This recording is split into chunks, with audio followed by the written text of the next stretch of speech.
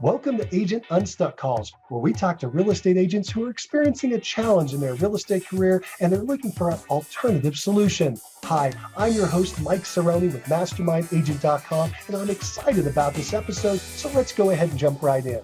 Well, I'm excited to chat with you today. Thank you for joining me. And how can I help you today? What issue are you working through? What challenge you have in your real estate practice that you'd like us to address?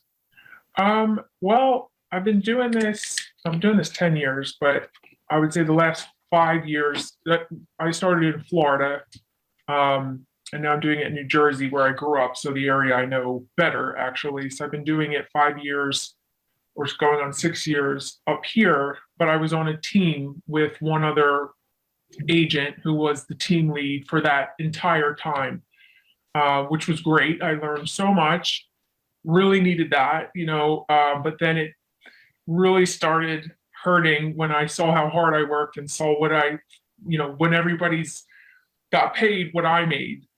So after I ran my butt off last year and looked at what I made, I said, I got to go on my own. Even if I'm not doing as many deals, I'm keeping more of the money for myself. So I switched brokers. I joined DXP. I'm really, getting into that, but it's also a new brokerage. So learning all of that. And now I'm out on my own. And it's a brutal market. And I was always working with buyers in the beginning. I want to work with more sellers. So that's my weakness is listings, which is probably most agents want more of, obviously. But I'm just trying to get a strategy down, to make myself more of a listing agent presence, which I've got it down with the buyers, even though I'm running them around like crazy right now. I just don't have the strength or the confidence behind my listing stuff because I just haven't done it as much. So looking to try to hone in on that. I started a mail out to my farm that's going to last a year, and the first 2 months it's going to go out bi-weekly, and then the rest of the year it's going to go out once a month. That's to about 700 houses in my neighborhood and the neighborhoods next to it. And I have signed up for some lead generation things that I've just got into. So I'm just kind of ironing out the details of that to see how that's going to work. But it's ultimately, this is the first time I'm really investing my own money into my business. Before I would just get leads from the team lead. And when you think about it, I didn't think twice about handing her thousands of dollars of my commission. Why shouldn't I be just putting my own money towards my own business? It doesn't make any sense. So now I'm investing in myself, but I'm getting, it's scary. Sure. I want to be a bigger, better agent without, going broke in the process. So that's kind of where I'm at. Thank you for giving the recap there. Did a good job. So how long have you been on your own? Since March of this year. So March, April, June, so what, 3-4 months? Yeah. Okay. So about 90 days or so you've been out on your own. That's not a long time. So you've done a lot in that short period of time. How about a couple other questions? Said you were working mainly with buyers, and you're in your New Jersey, in the area that you are today. How many people have you helped to buy a home in the time that you've been there? How many past clients do you have? In the last 5 years? Mm-hmm. God, I don't know. Let me ask a different question. With your agreement that you had with your prior team leader, the business that came in that you closed, was that considered your business after it closed, or did it stay with her? It stayed with her, which is one of the problems I'm having. My ego is like, those are my sales, so it almost on paper could look like I'm a new agent. If somebody's looking me up, I was able to claim some of the properties I worked with on Zillow, but most of the time they would not go under my name because they closed under her name. So we had Circle of Excellence, we had all that, but it's all her. everything is her. So trying to step out from under that shadow and say, hey, I've been here for 5 years, I'm not new, is hard. We've got some really heavy hitters in this area that I'm trying to work in. And Sure. So that's the pros and the cons of working on a team, yeah, right? You were handed the leads and you're able to run them, and you didn't have to worry about the stress of generating them and running the team and blah, blah, blah. You also got that nice paycheck every time you closed. The flip side was you were dependent on that person, and they got the credit, and I assume the lion's share of the income or whatever the split was. And so that was the arrangement and the agreement, and that didn't work anymore. And now you're looking for something different. So I would just chalk that up to, hey, I got a lot of good experience, and now I'm moving on. Sure. Sure. And the public, by the way, doesn't know I know Zillow and some of these other things, but in general, the public doesn't know anything other than what you tell them as far as what your experience is. Right. So I wouldn't stress about that, is what I'm trying to say. Let's ask the other question you have. Let me ask another question first. How about, do you have a sphere of influence? Because that would be yours and you would keep it. Do you have friends, family, acquaintances, people that you put together on a list that these are the people that you know in your area and they know you and you could ask them for business? I know that that's like a staple, and I am not the best with the organized lists, especially because I jumped around to a couple different brokers. So I was always using whatever CRM they had included. And so throughout the years, I don't have what I need, put it that way. I understand, but you have relationships with people. Would you agree? Yeah. Good. And you could put together a list if you were put under the hot coals, Yeah. someone was torturing you could put together a list, right? Yeah. It wouldn't be easy, because you mentioned, but I understand you could do it. The reason I bring that up is that's the number one easiest place to get listings, because these people already know, like, and trust you.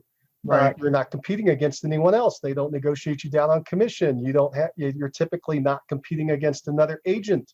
And so that's usually the core of any successful agent's business, is the past clients, a sphere of influence. Your past clients are limited because of your prior agreement. That's fine.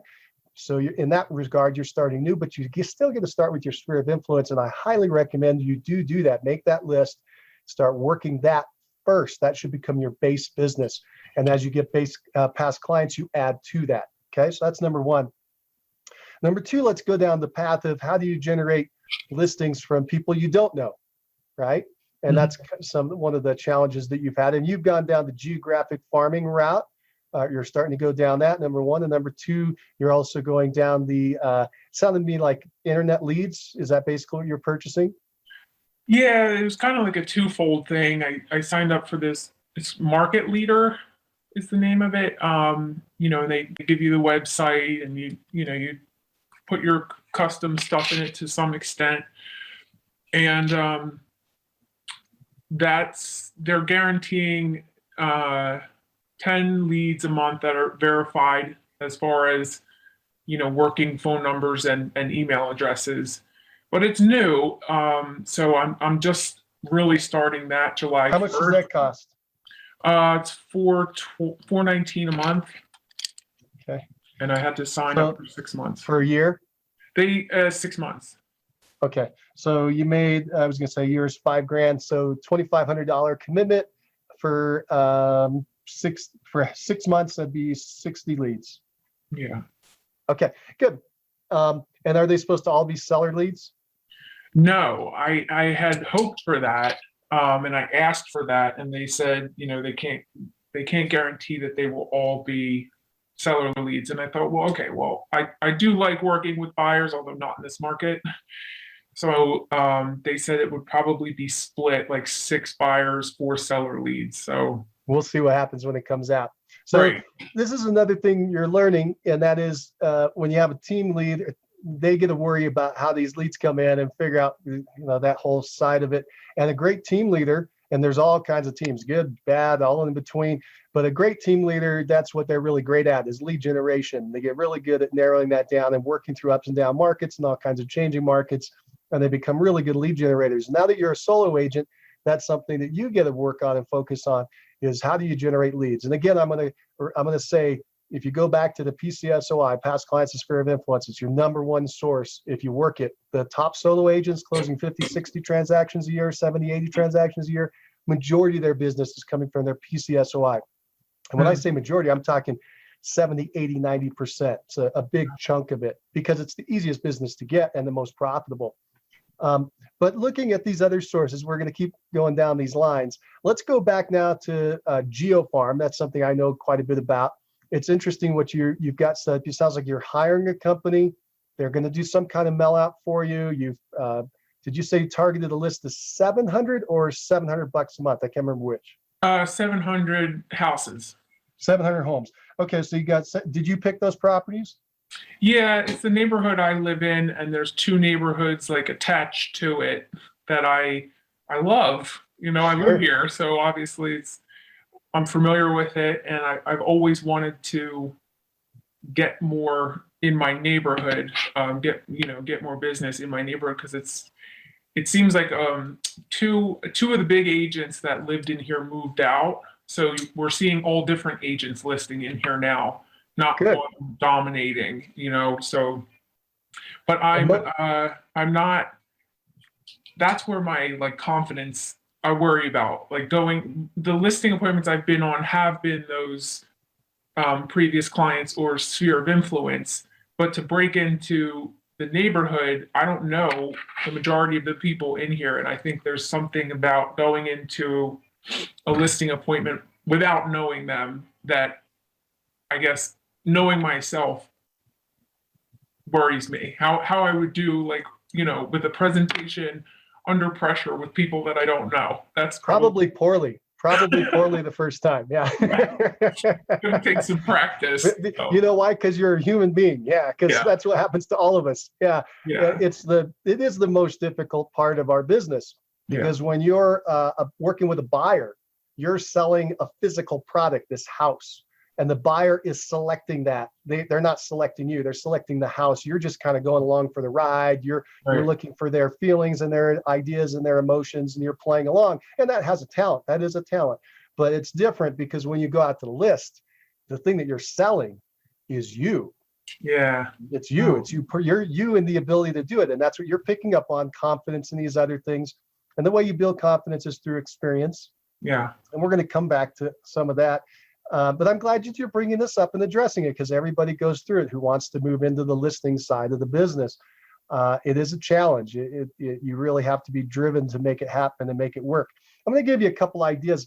I always like marketing and lead generation because that's what this business and all businesses are all about. As far as if you don't have it, you don't have a business.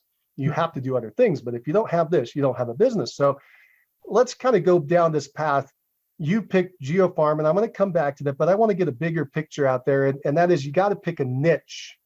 Okay, you got to be a specialist at something because I can't remember if you mentioned it here or in the comments that you wrote to me before the call. You said you got all these other heavy hitters and experienced agents, and you don't know how you're going to go up against them. The way you go up against them is you define a niche that you're the expert at. Listen carefully to that. You find and define a niche that you are the expert at.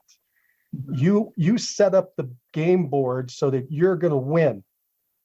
Okay. And then everyone else is irrelevant because they can't compete in your now redefined game board and restructure. So I'll give you a couple of examples. As far as geofarming, I used to do that, and that's how I got successful. Was I started to geofarm my city, my little town's condos and townhomes, and became the condo and townhome expert. So I niched down into that. And first I niched down into one complex and did really well, and then went out. Now, by doing that, I was able to double in about 25% of my business because people started coming to me for both sides for that kind of work. Okay. And it grew, and it was pretty fun. That's how I could list 21 homes in 30 days, okay? Because I was specialized, because I knew the product, I knew the area, I knew everything that was going on. I was able to demonstrate that. I felt very confident. I knew everything that was going on. I didn't have to know the whole market. I just had to know that market. Right. I advertised that I knew that market. I advertised myself as the Lakewood Condo King, and people contacted me because of that. That's the specialty that they wanted. And it worked really well. Let me give you another example. I just interviewed someone that I think you need to go listen to their success call. His name is Phil Rotundo. Have you listened to that success call yet? Phil Rotundo? Just came out. Yeah, Phil Rotundo, No. Rotondo. Phil Rotundo. I love his story. Whether you like his niche or not, I love his story. Phil's working in Florida, where you were working earlier, and he's trying to get traction a few years back, a decade or so ago, and he can't get any traction. He's bombing. His first 6 months, he did one deal. It was a lease, and he made $90. All right, it's not working well. It's just not. He doesn't know what to do though, because he doesn't feel like he has any other opportunities. So he starts to do a lot of floor time and open houses. While he's doing the floor time, a call comes in, and somebody says, I've got this vacant lot I need to sell. It's real low price, but I need to sell it. And he says, God, I don't know what to do with this. So he starts asking all the other sharp, smart, veteran agents in his office, what do I do with this thing? Can you help me with this? And they all say, no, I don't touch those things.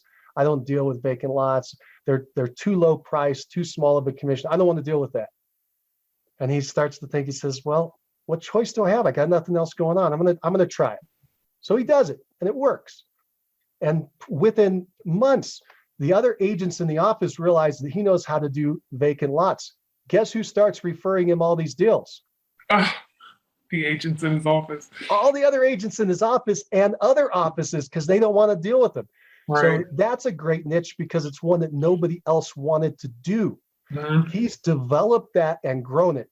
Check this out. He is a solo agent. He has no assistants. He never leaves his office. He never goes out in the field. Last year, he sold 409 of these properties in 1 year. Okay, about 35 a month. And he only works about an hour on each one. Oh my gosh. So there's power in these niches is what I'm trying to get you to understand. You can do luxury. There's all kinds of niches that you can jump into, okay? You haven't been around long enough, but when the REO came in, that was a niche, okay, when we had the fallout in 2008, 9, 10. There's all these niches that people have done, and 7-figure niches that people make really good money. You got the right idea with the Geo Farm. That's a great example of a niche, and we'll go down that some more, but I wanted to get your mind clicking that there's all kinds of niches you should look for. Some people do a niche into a sphere of influence niche, like they only work with doctors in a hospital because that was their background. They knew all these doctors or nurses or something. I've known people that work with nothing but janitors in like elementary schools. I know people that work with nothing but kids that want to get kids' parents for college rentals. Okay, the kids go to school for 4 years. This guy goes out and he helps the parents buy a rental for them to have their kid in for 4 years, and then they either keep it as a rental or sell it. And he's helping them rent it, buy it, sell it, making a fortune. All right, there's all these little niches to think about. And when you do a niche, you become confident because you become the expert and nobody can compete with you. Yeah. Okay, so I want you to start thinking down that path. How can I become the expert? It's not an easy question, but if you can resolve it, you become golden. You become powerful. You become confident.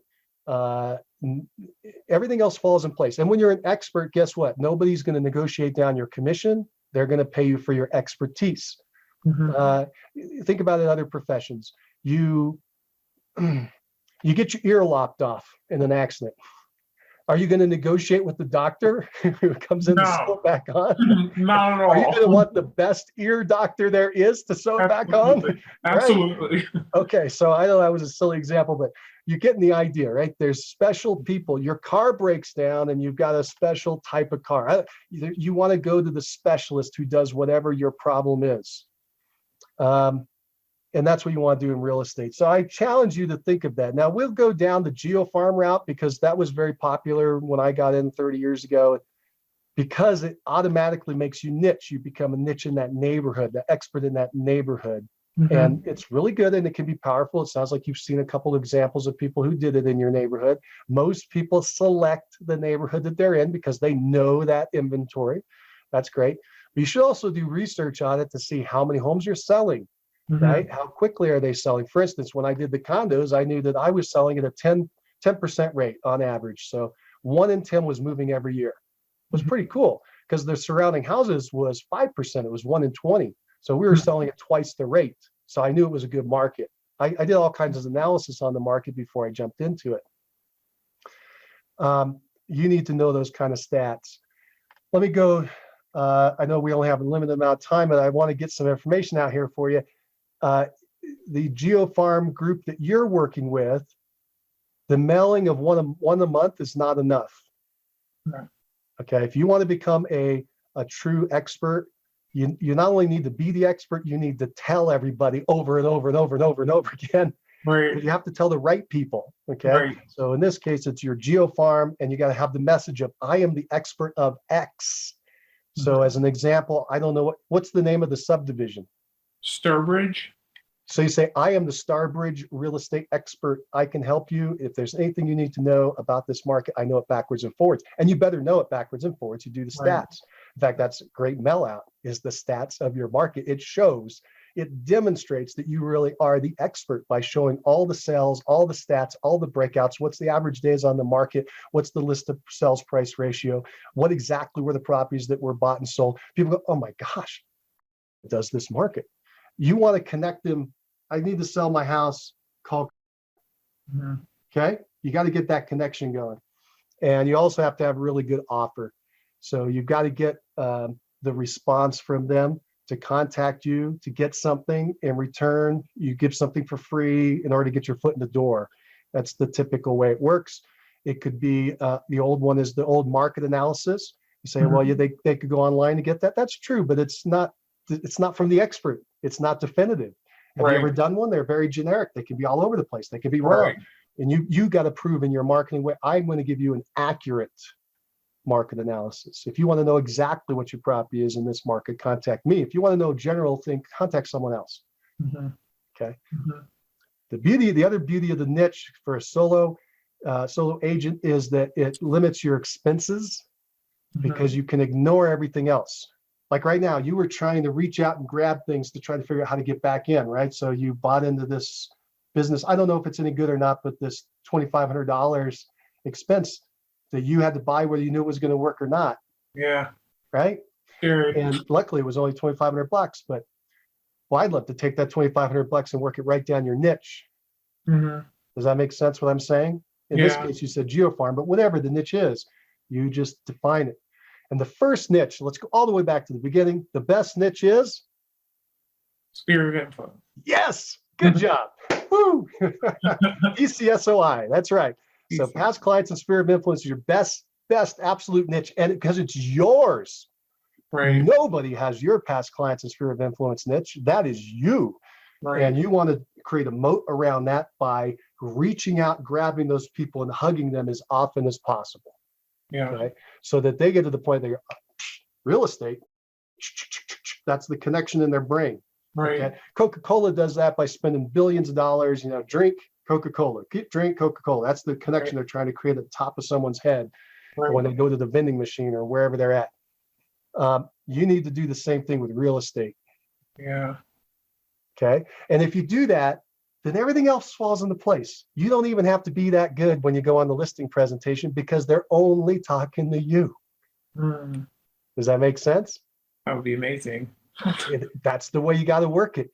Yeah. You have to redefine everything so it's just you. And even in this super hot market, I don't know what the stats are. I haven't looked at them recently, but I know what they've been historically. What do you think it is for how many agents does the average seller call out to get a listing presentation before they list their home? The average, I don't know, part of me wants to say one, but I know there are lined it up, those, didn't I? Yeah. yeah, part of me wants to say there are those that would see 2 or 3, just Yeah, in the old days, we used to say it was 3. We're like, oh, it's 3. It's got to be 3. You're always competing against 2 others. Yeah. No, it doesn't bear out in the stats. Like 70% of the people only talk to one agent before they list. Yeah. It's amazing. So, and why is that? Because that's a lot of the PCSOI. Right. Okay. That's why I'm telling you, work that first. And you're thinking, but I don't have the experience yet, or I can't prove it, or I can't. Okay, get what you want. If that's the face you want to show to everybody. Yeah. I hope you're not going to the family functions going, I can't make this work. Yeah. I don't want to do that. You can't do that. I hide the insecurity pretty well. Good. Yeah. There was an old saying, fake it till you make it. Yes. Right? That's what you got to do. You just got to put on a big smiley face and talk. Yeah. Yeah. Right? That's actually, that makes a lot of sense, because you're right. I'm kind of reaching to see what's going to work. And it would be nice just to work in this neighborhood and the two neighborhoods next door, because they're luxury, especially the two neighborhoods next door. They're bigger and bigger homes, but they're smaller neighborhoods, so it's not a giant amount of people. It could actually be pretty manageable. So let me ask you a question. You got 700 homes. How many sales were there in those 700 homes last year? I don't know off the top of my head. Ouch. I know. You're not an expert. That's why I'm talking to you. But that's true. That's why I'm helping you, right? So yeah. All I can do is point things out. Yeah. What was the average price in each of those three areas last year? All right, you got me. Yeah, I know, but I want you to think about it and what you got to look up and what other people are listening to, right? So, what is the average time on the market? Days on the market, DOM. I don't know. Yeah, I don't know. And thank you for being honest and saying that. And so you just got to find out, right? How does it compare to the rest of the market, like the general market? Those are good comparison things, right? You tell your people in your area or your niche, you say, hey, we're selling in 14 days and the general market is selling in 51 days. We are way faster. You need an agent who can move quick. Yeah. Okay. Or maybe you discover it's the reverse.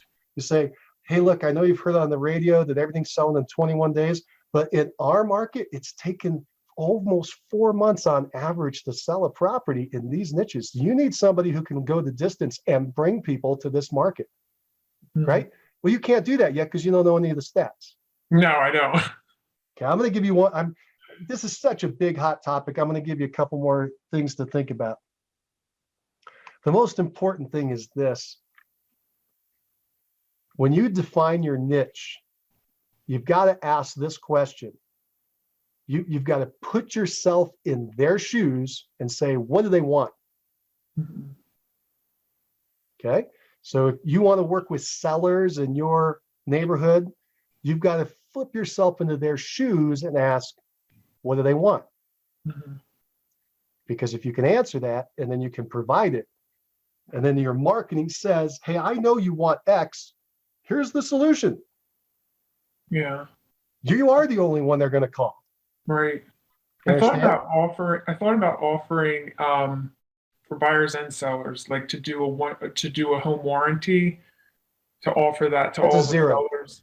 It's nothing. It's no big. Well, I mean, would you make a decision to hire an agent based on the home warranty?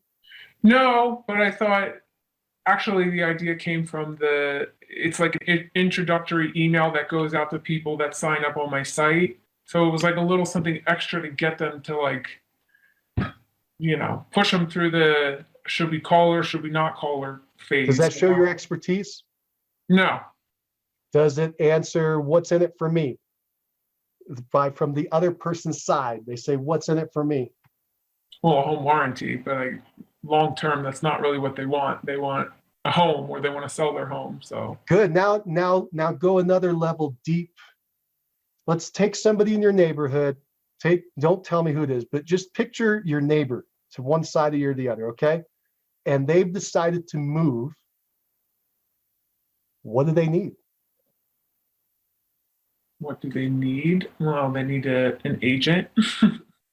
They don't need an agent, but they might hire an agent. Most likely they will, but they don't need one. But yeah. Well, okay, yeah. I'll give you that one. Yeah. They need a place to go. You actually nailed it on the first one. Yeah, most people miss that. Most sellers are going to do what? Move to another. They're going to buy. Yeah.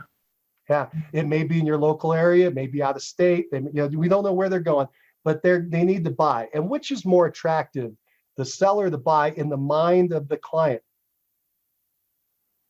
Probably to buy. Yes. Yeah. Everybody's moving forward to the future and the happiness and the excitement, right? Sure. And the sell is the anchor, it's the drag, it's the no fun. Right. So you just figured it out. You're going to have to connect the two. And when you go out on the listing appointment, you don't just talk about the sell, you got to talk about where they're going and what they want to achieve and where they're trying to get to. How can you help them do that? Okay. Makes sense? For Yeah. instance, I think it was very interesting that you said you have these 3 neighborhoods that are they pop up in price. Most people, I'm trying to remember, I think in the old days, the stat was around 80% of the people live, when they move right back into the same zip code. All right. So when they move up, they want, because it's where their family is, their friends are, their churches, the high schools, whatever schools they're in, the grocery stores, everything is right there that they know. Yeah. And so they want to stay, typically they want to stay in that area, but they want a nicer home there. So you have this really interesting point. You could help them skip up. You could say, hey, you're in neighborhood A. Do you want to see the properties in neighborhood B? Let me show you those properties because they're really cool. We'll see if it works, because that's probably what they really want. And then boom. And the way that we used to do that is it's usually about a 50% jump in price. So if your neighborhood, I almost gave the old fashioned numbers of 100,000. It's not any good anymore. Whatever your name, what's the average price in your lowest area neighborhood? The lowest price? Yeah, the average and the lowest price. You said there's 3 of them. What's the average price? Guess. Oh, okay. Of the 3 neighborhoods, you mean, or yeah, just any number. Yeah, I just need a number. I'd say probably 400. Great. Let's start with 400. So you got 400. What are those people going to move up to? 5. 600. They're going to go up 50%. Okay. Okay. What's the 600K person going to move up to? 8. Yeah, they're going to move up to 9. Right. So sorry. On average, it's good. Right. That's not exact, right? Right. It's just the idea. They're typically going to move up. And what's cool about that, then listen, what's cool about that is when you list a home at the 900, you're going to then immediately market it down to the people in the 600. Right. When you list a home in the 600, you're going to immediately market it down to the people in the 400. You're going to start doubling the deals left and right because you're that area's expert and you're working on a tree. You understand you're working on a stair step. You know, you made me just realize that the way that you said people are going up, there's a 4th neighborhood that wasn't on my radar at all, and it's a 55 and older that's also attached. Do you have a lot of people in your neighborhood that are 55 or older? Well, it's like, the neighborhood is starting to turn over, so it's Perfect. like, yeah. And that's a great option. Now you have a little expertise there, right? Yeah. Help the people in your neighborhood sell because they want to buy it at the 55 and over. Yeah. Okay. Now you might get listings up there too, because now you're bringing buyers, right? And at and next side down, now you have this home to advertise and bring in a buyer. You're gonna start being a broker. You're gonna bring buyers and sellers together, right? That would be amazing. I told you we did about 25% that way, bringing them together because you niche. The national average, somebody just told me the other day, it's like 1 or 2%. It's very rare for agents to do double in because they're scattered. They're all over the place. But when you niche, it starts to happen all the time. All right. Well, I think I gave you a whole bunch of things to think about. And I have an assignment for you. Okay. Okay. So this is going to be a thinker assignment. And you may already have the answer, but I want you to brainstorm on it anyway, because we were going through a lot. So your assignment is this, write it down.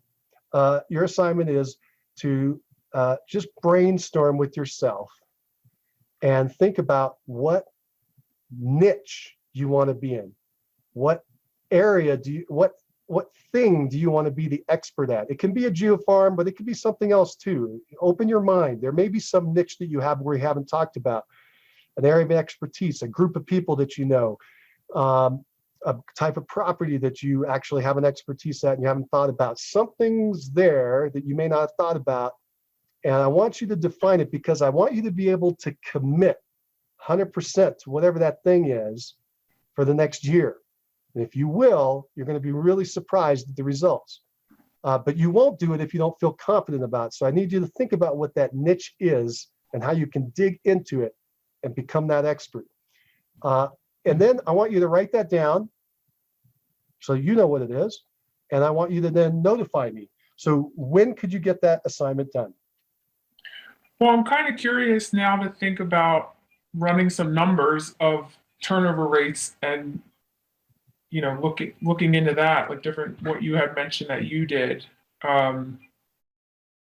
So average prices, days on the market, turnover rates, what's the average commission that comes out of each area? What's the total commission in the area? If I got 5% of it, could it feed me? If I got 10%, could it feed me? Do I need 100% of it to make this work? Well, then my farm is too small. So you got to start analyzing it. Yeah. Yeah. I mean, I don't even know what today is. I could probably, because I do want to look into it by Monday. Monday, fantastic. What's the date? 28th. 28th. Okay, fantastic. What time will it be done?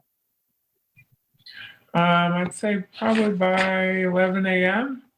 Give me the morning in case I'm scrambling. Perfect.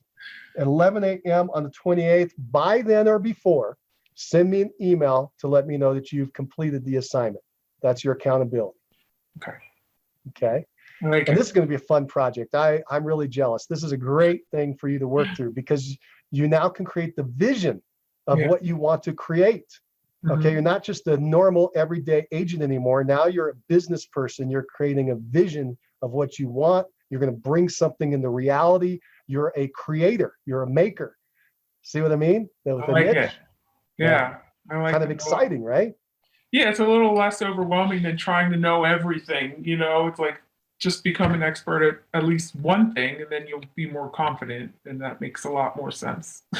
Absolutely. Think about any profession, the generalist versus the specialist. Who makes more? Think about doctors. Okay, that's an easy one, right? The surgeon versus the general doctor, general practice doctor. Usually it's about a factor of 4 there in their incomes. Let's talk about lawyers. They do that. They specialize. Any profession that you can think of, they specialize. Sports, they specialize. They don't do every sport. They do one sport really well, right? Anything you can think of that someone does really well and excels, they're a specialist. And that's what you want to create for yourself, is you want to become a specialist. And then you're not competing with anyone. You are your own competition. I like it. I like it a lot. Well, I can't wait to hear that you've got that nailed. Feel free to send me what you've decided or just tell me that you had it done. Either way, I just want the accountability of that you get it done. Has this been helpful? Very much so. Oh, cool. Well, I enjoyed getting to know you today, and I hope you keep me updated. I will. Thank you so much for your time. I really appreciate it. I know you're a busy guy. Thank you. It was nice to get to know you. Take care. You too. Bye-bye. All right, bye-bye. Well, that's it for Agent Unstuck calls. It was a lot of fun today. If you liked what you heard, go ahead and click that like button.